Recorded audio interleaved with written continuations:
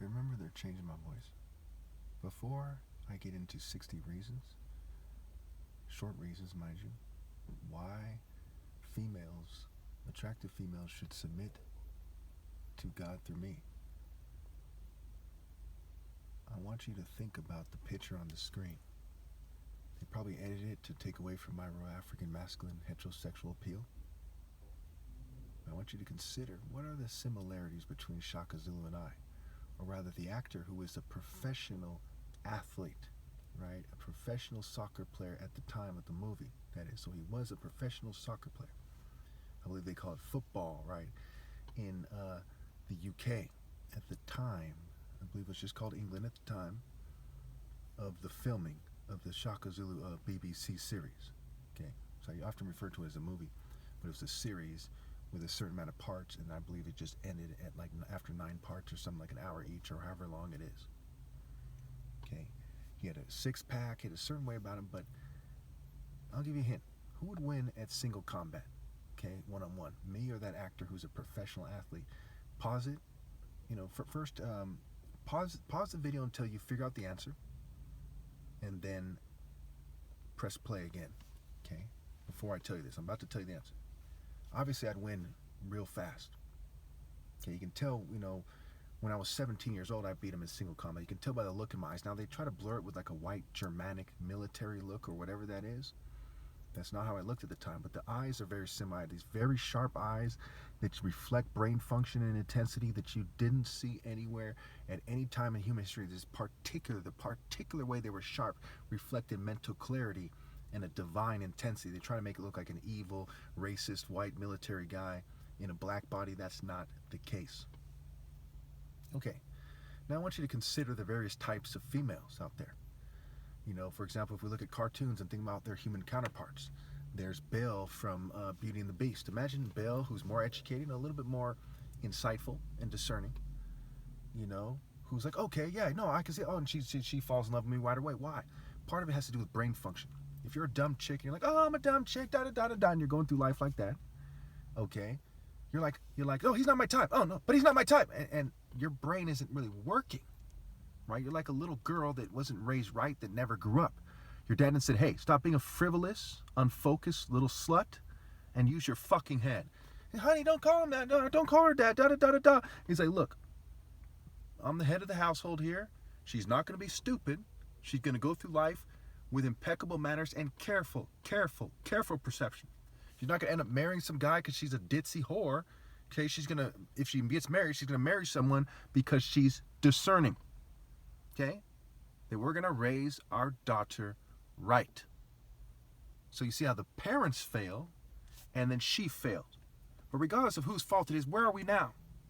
Where we are now is the top martial artist ever, is the last worthy leader of mankind ever possible, is being persecuted and fumed. And no one else deserves to say, hey, stop being an idiot and submit.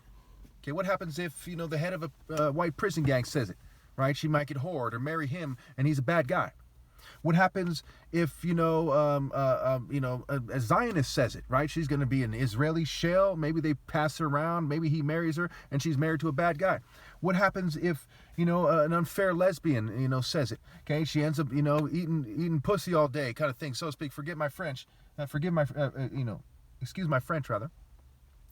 What happens if some black thug with no higher cause tells her to submit? Maybe he's prostituting her. Maybe he's just using her for sex. So you see, we can't trust anybody. What happens to someone in the church? And all churches are teaching Luciferian and not the true gospel.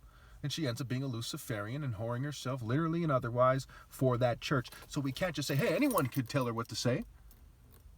What to say. Anyone can tell her to submit. It has to be this guy. It has to be me. Chukwuemeka, the top martial artist ever. I'm the only one who is reliable. I'm the only one who is trustworthy. Just like it says in Isaiah 28:17. Again, I tell you. Hail, righteousness and justice is the plumb line and the measuring line, right? That's how we know who's who. You know them by their fruits, measure with righteousness and justice. Hail, Ha-El, you're not using your head, has swept away their refuge to lie. Okay, when shit hit the fan, maybe 10, 15 years ago, people were caught with their pants down as an emo, as a jock, as a goth, as people who are described like these things, right? A thug with no higher cause, a corporate greedy guy with no higher cause. Okay, no higher cause for either of these groups. People who are gang stalking me and fuming me make it harder for me to speak because they know I'm right and they're wrong and their cultures and their families are wrong. So they were caught slipping without a higher cause as just a mere person who's fanatically and hopelessly in mere human rules, customs, and traditions. If they go to church, they pay lip service at a Luciferian church. So were they reliable? No. Were they trustworthy? No. Were they loyal to God? No. Were they, for those who are agnostic, were they loyal to the source of morality, to the best one can ascertain? You say, how do you know it has a source? Well, how do you know there's a school spirit? When you say, hey, you know, your grandfather reminds you of your father because there's a certain way about him, what way is that? It's the intangible. It's the hard to describe, right? The spirit is hard to describe. The spirit of morality. You say it's morality, but there's more to it than that. You say people have a certain way about it. Yeah, is that good enough? No. You can't scientifically quantify it, nor can you explain it, but that doesn't mean that it's not obvious that it's there. See, morality comes from somewhere. If you feel water hit your head, you say, well, how do you know it just didn't spontaneously appear? Because the logical assumption is that it came from somewhere. And there's a thin line between it's an overwhelming logical assumption and you know it for sure, like the theory of evolution. Have we proven it definitively scientifically? No. But we all but have, and it's the logical assumption. And so it is with who she should submit to. He says, well, she has sovereignty. Well, we've tried that. Now there's a 50% divorce rate. There's all these kids starving all over the world. There's all these rich people abusing people and exploiting people, causing kids to starve all over the world. There's all this obstruction of justice and playing stupid and gaslighting and being political groupies and groupies in general. We tried giving people sovereignty, and that failed. Now all that's left is for people to stop fucking breeding and to rally and obey God through me. Well, we say, why don't we just keep trying in the future? The logic doesn't exist for people to keep going. There is no righteous and justice path after I'm gone. It doesn't exist. It's so bad that it's right there in their own wordplay. The word justice to them is just ice. Position is poison is scrambled. The word evil is spelled backwards. The word trap is part spelled backwards. It's right there in their own wordplay that it's evil to live and you're complicit with evil by default if you don't scramble for the way out and not the way in. That's why it's called inhuman, not out human. That's why it's called figured out, not figured in. Pretty straightforward, right? So all that we're left with is the Royal African Falcon top martial arts order. Okay, goes beyond Shaka Zulu. There's a difference between a Zulu and an Igbo Falcon martial artist. A Zulu is a great and terrifying warrior. An Igbo martial artist in the Falcon order can strike him down in a split second in no time flat. Outmaneuver him and strike him down. There's a difference between Mike Tyson and Carlton and Will Smith.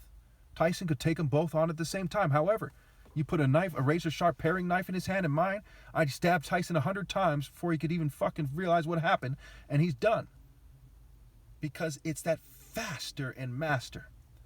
The Falcon is not a brute force animal. It surgically strikes. It has talons. It has a sharp beak. When it's flying at you at 142 miles an hour, it penetrates if it hits with the beak. So it likes to wing the animal, one way or another, and then to then finish it off later. So we see that when it comes to being sharp and on point and have a penetrating intelligence, when it comes to being reliable, character and responsibility, emergency, urgency, your gene C. When it comes to what God put here to lead, that is me. And not only is it obviously me, it is a fucking sick joke to pretend that anyone could replace me after I'm gone, or even while I'm here. I am the gate. Not if everybody comes together and fuels me and poisons me and tries to use social norms and cultural norms and human rules, customs and traditions and social barriers and cultural barriers and psychological warfare and technologies of control and confusion. And then they say, well, no, it's not practical to use him. Okay, that's the devil's tactic. That's the devil's argument. If you think that the devil's more reliable than God, then you should be locked up immediately, even if you're an agnostic and you use them as ideas in the story. The story has to be interpreted within the boundaries of righteousness and justice. The story itself says that. It says make righteousness and justice the measuring line and the plume line, including for the interpretation of Scripture. And it says righteousness and justice are the foundation of God's throne. And he called David in righteousness, and they celebrate his righteousness. And the gate to heaven is the gate of righteousness. And the kings establish themselves through righteousness, and so on and so forth. True kings of God.